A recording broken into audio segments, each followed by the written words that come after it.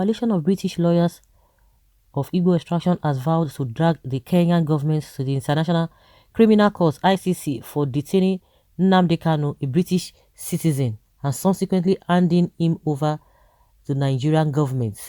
The coalition also gave the Nigerian government 48 hours ultimatum to release Nnamdi Kanu, return him to the United Kingdom, and follow the right process of extradition. Nnamdi Kanu, the leader of the indigenous people of Biafra IPOB, was arrested and detained by Kenyan authorities and was later handed over to the Nigerian government. The lawyer statement was signed by Barrister Ebuka Okorocha, accusing the Kenyan government of violating the human rights of the IPOB leader who entered their country with his British passport. Coalition of Igbo British lawyers condemns the illegal detention and subsequent handing over of the leader of the indigenous people of Biafra, Mazi Nnamdi Kanu, to the Nigerian government by the Kenyan government. The coalition statement said they describe as archaic and illegal the action of the Kenyan government, adding it is worthy of note to mention that Mazi Nnamdi Kanu entered Kenya with his British passport and the Kenyan government is fully aware of his citizenship status but still went ahead to perpetrate their illegal acts, which does not only breach the personal human rights of Mazi Nnamdi Kanu but also undermine the sovereignty of the British government. The statement read in part.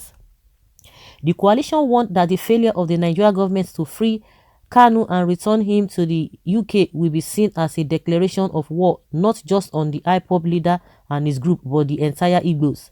Why this serves as a pre-action notice to the Kenyan government, as we shall be heading to the International Criminal Court to rectify the injustice done, as it is tried law that injustice to one is injustice to all. We are also by this medium informing the Nigerian government that they have 48 hours to return Mazi Nnamdi Kanu to the United Kingdom. And if he has charges to answer to, they should, as a nation that is governed by the constitution, pass through the legal means of filing an extradition notice. The group further warned that no bodily harm whatsoever must be done to Nnamdi Kanu. Earlier, the United Kingdom government has said it will engage the Buhari government over the rearrest of Nnamdi Kanu. The UK government said the UK Foreign, Commonwealth and Development Office stands ready to provide consular assistance to the IPOB leader. Nnamdi Kanu was arraigned before Justice Binta Nyako of the Federal High Court on Tuesday and was remanded at the Department of State Service until July 26th. Okay. We've been hearing conflicting stories here and there. The Archbishop Mwachukwu saying that he was arrested in Brazil. Some say it's what is it called? Ethiopia and Czech Republic and what have you. But the brother came out and said he was arrested in Kenya. I think that's why these lawyers are writing to the government. And again, he entered because a lot of this whole thing is getting twisted because the man entered as a not as a Nigerian but as a British citizen. So that is the areas that, of course, this is not just a group of people or civil society. These are lawyers. I think they should know better. Let them do the needful. Well, wasting your time, start illiterate Igbo lawyers talking trash rubbish. You should go to hell, hopeless Igbo people. Okay, can you imagine Hausa calling Igbo stark illiterate? Mr. Writer, let me remind you that there are more than 4 million beggar and destitute in Kano alone. How much other northern states? How much more? A trap was set to Nigeria government, but because of stubborn and illiterate presidents and advisors we have in Nigeria, they have entered the trap. Federal government and Kenya government made a mistake by arresting British citizens. We northerners are not happy about the situation and the process of his arrest. The lawyer cannot win because Nnamdi Kanu jumped bail and had been declared wanted by the Nigeria government. His arrest was legal because it was done by lawful international police authority. Emotion should not be allowed to be declared reality. To be declared reality, the Nigeria government is right with what they have done. We have missed reactions here. How many who jumped bail are in court or detention today. Keep the product of your peanuts brain away from public glare. Okay, Kanu will be jailed forever. Okay, this is what someone is saying here. Even if he's jailed or got killed, that does not kill the agitation for Biafra freedom.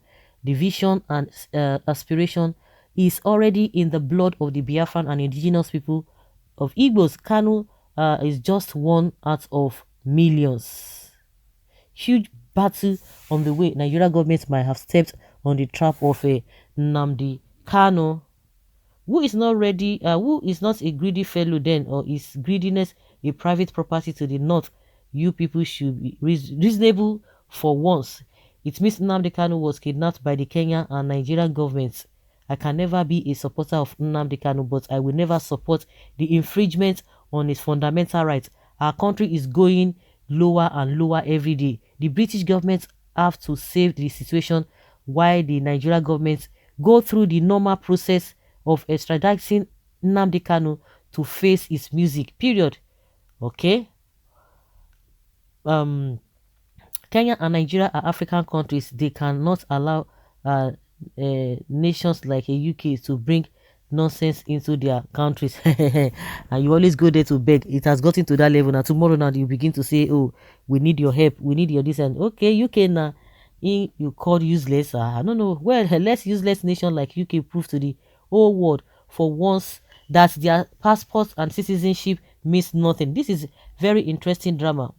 Hollywood 2-0. Okay, a trap was set to Nigeria or set for Nigeria government, but because of stubborn and illiterate president, they all fell for that. The issue now is that God of justice is not sleeping. My brother Nnamdi Kanu, God is with you. Amen and amen. Yes, these Igbo lawyers are correct, but a British citizen is causing insecurity in Nigeria and should be allowed. I see. So he is one bombing and terrorizing your farms, Abi. They will tell you is the one who is causing the problem. Of course, they have written to international community now that, oh, these are the things that Nnamdi Kanu has been doing, this and that. They should see the atrocity he has committed, so that they will see from their angle why they are after him. And I think that is the reason why they are writing that letter. I don't know, why would you be writing letter? You are a sovereign country. Why should you be writing a letter? If he's a British citizen, why is he causing problem in Nigeria? Ojukwu was a Nigerian citizen, and Nigerians, we supported him. But if you deny your country and you see cause problem, I think there's law constitutionally. If you can have dual citizenship now. Is that a crime? This is not a crime. Let them continue from that. Since the lawyer has written to them, let's see how it goes. So guys, leave your comment down there below and let's have your take. Thank you.